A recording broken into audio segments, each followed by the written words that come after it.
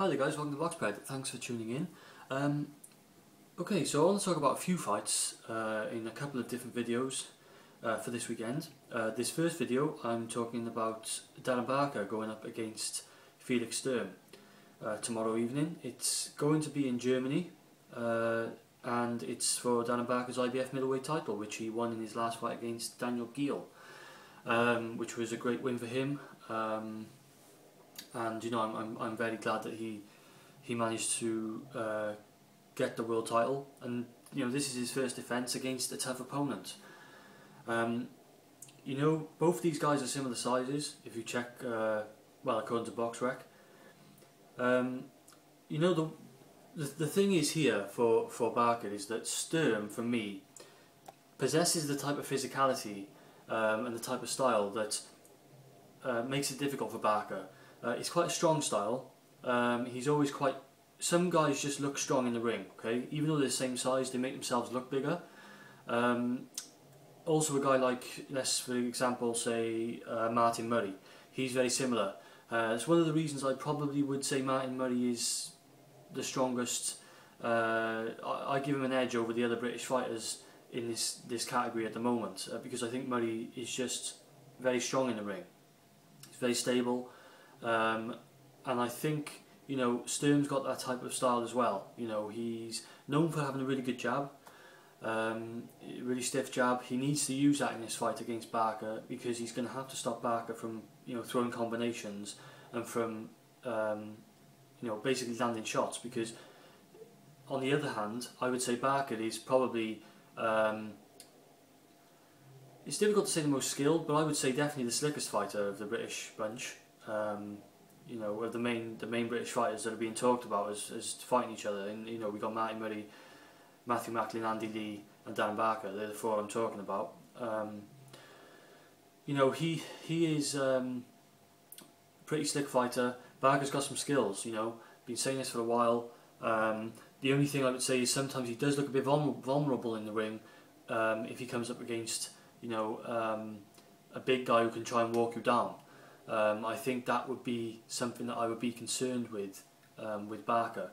In fact, you know, in the past, I wouldn't even say that it's something that has really been shown against Barker. It's not something that he's actually really come up against that much.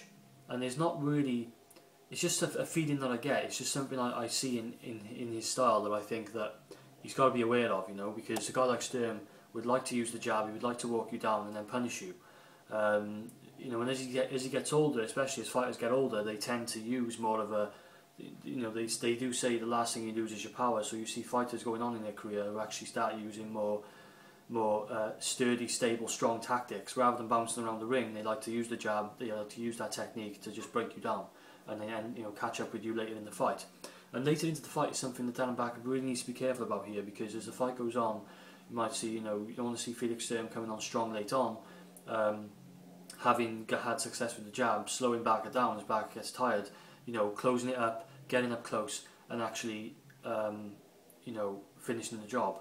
And also, if the fight gets too close, then it's going to play into Sturm's hands, because we saw, you know, Matthew Macklin, you know, fought pretty much a whole inside fight against Felix Sturm. He wasn't handed the decision. You know, this fight is in Germany, and you get the feeling with Sturm that this is sort of like his last shot. Like really, this is one of his last shots at the big time. The thing is with Barker, although there's been talk about him retiring, you just feel that even if he was to lose this fight, he still has big fights out there. He can still make a lot of money fighting the other guys in his division in the UK, and they're big UK fights, so he can still make a lot of money. With Felix Sturm, you feel like he's coming in sort of like trying to take his chance straight away now. He's seen Barker's got the title, he fancies his chances, and he really wants to get that title back, to get a world title back. So, you know,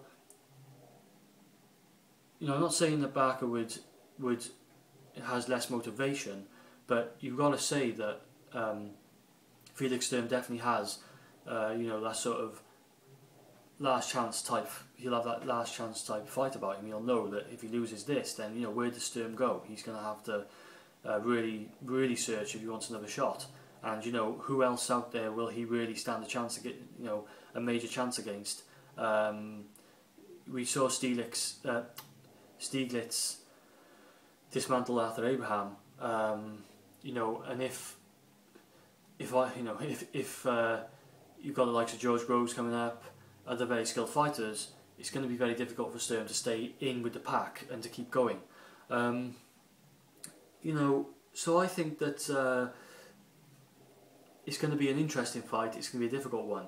The tactics will be, for me, Sturm will need to, like I said, impose his jab and his strong stance and his strong approach, and really try and wear and break down Barker. And if I was, you know, advising Felix Sturm, I would have a game plan that sort of focuses on towards the latter of the fight, that really focuses on breaking Barker down and catching him late on. I wouldn't rush this fight, you know, because he's up against a guy who's got he's more mobile and better movement than Felix Sturm. I think he's probably slightly quicker than Sturm in terms of hand speed, Barker, and I think that if Sturm tries to box with him early on, he could get a little bit exposed, and straight away he's well behind on the scorecards. So I think Sturm's game's going to have to be patient. And I think if he sticks to his game plan, he has got the skill and the strength to actually cause Barker some, you know, real problems late on. In terms of Barker, also I would say patience, but I would say try and get a bit of a fast start. You know, try and use your early movement.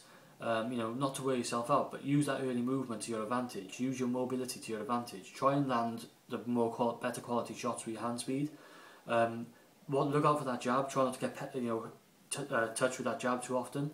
Be aware of the body shots, because Sturm can throw some good body shots, and just use your mobility and speed early on. Try and get up on the scorecards the first few rounds. You know, really try and build a bit of a lead and advantage with that movement. And then as the fight goes on, you know, try and maintain distance for as long as possible. You know, try and use the jab yourself, and try and keep moving as much as possible. Move your legs, lateral movement, resetting. Don't get pushed into the corner onto the ropes. Don't back up too much. Try and use lateral movement rather than moving backwards. Don't invite pressure.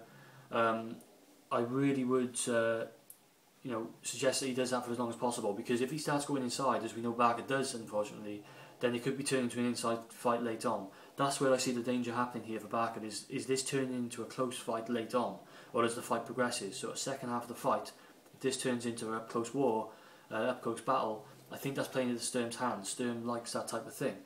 I think Barker can fight there himself. You know, I've seen in the past Darren Barker pull off some nice inside moves, land some nice inside quality shots. But he's up against a seasoned guy here who held the world title for a while, and he was very strong, particularly inside for me, Sturm. I see this going the distance. If Sturm doesn't get to Barker late on, I see this going the distance. Barker can hurt Sturm. Don't get me wrong. If he lands some good quality quick shots, then you can get Sturm in trouble. But it's going to be difficult for him. I think it should be the long game that's played here. I'm going for Barker by decision. You know, I think he'll do it. I think that he will successfully defend his title. Okay, it's in Germany. It may be difficult to get the decision, but he is the champion, remember, and he's showing the balls to go over there and actually do this. So credit to Darren Barker for doing that, for not showing any fear and going over and doing it. Also, you know, he has the motivation there that, you know, Sturm beat Macklin, which I don't think he actually did. I didn't think he did at the time, and he also drew with Martin Murray.